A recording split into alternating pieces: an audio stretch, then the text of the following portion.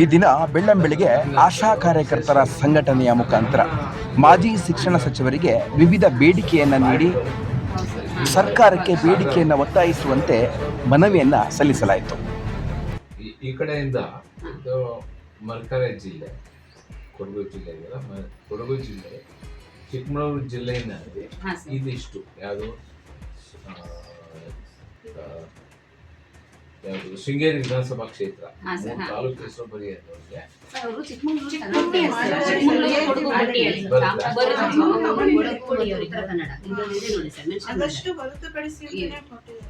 ಅವಷ್ಟಕ್ಕೆ ಆದ್ಯತೆ ಕೊಟ್ಟಿಲ್ಲ. ಶಿವಮೊಗ್ಗ ಜಿಲ್ಲೆ ಕೊಟ್ಟಿಲ್ಲ. ಅದಕ್ಕೆ ನಮಗೆ ಈ ತರ ಪ್ರಾಬ್ಲಮ್ ಆಗಿರೋದು. ಓಹೋ, ಸರಿ ಸರಿ.